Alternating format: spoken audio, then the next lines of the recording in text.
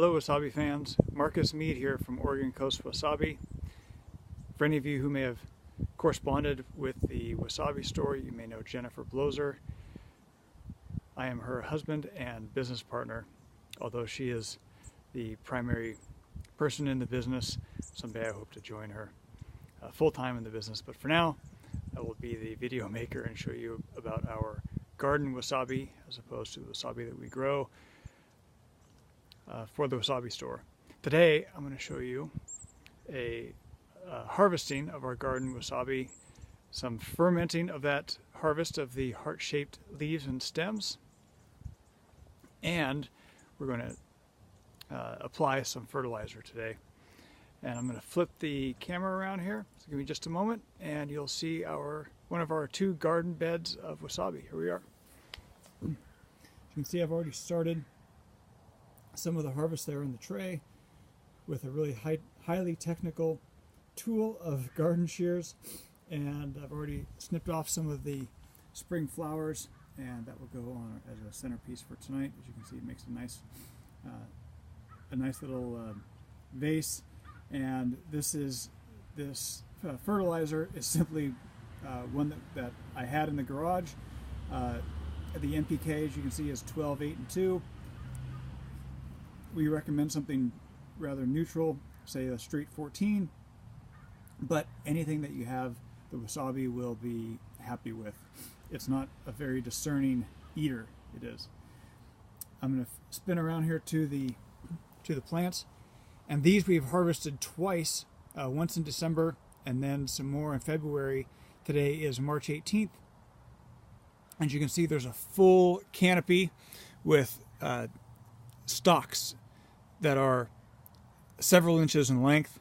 Some of these leaves are almost as large as my hand, which is about 6 inches long. And it is definitely flower season for all the wasabi plants. These plants are really happy. They have a nice canopy. All the stalks are nice and straight.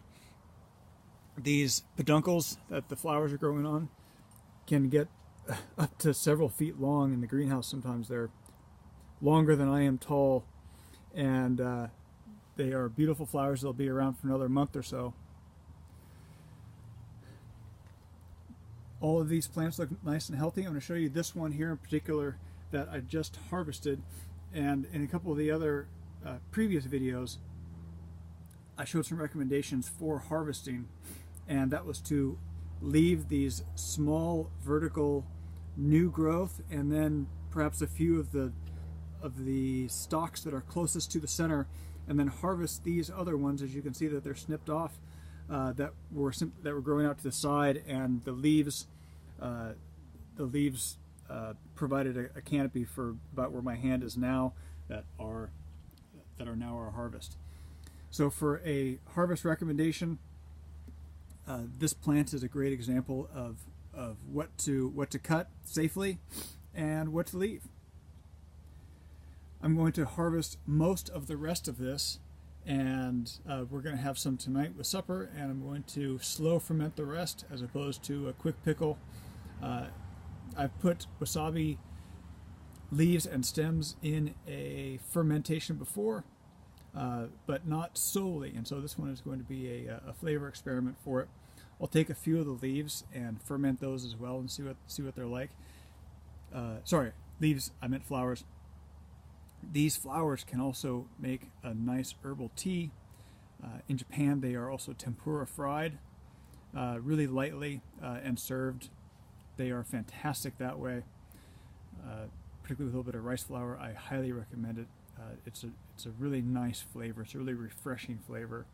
And as you can see, these plants have a multitude of flowers. I'm spinning around here, and all of these little leaves can be eaten. The flowers harvested, and they should keep flowering through about May. So don't be afraid to harvest the flowers unless you want to leave some for your garden.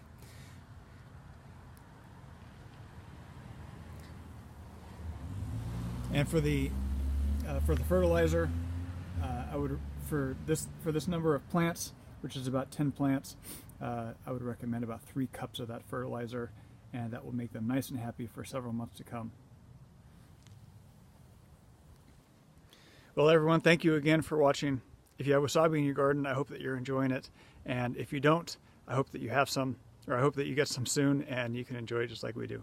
Thank you again for watching. Take care. Bye-bye.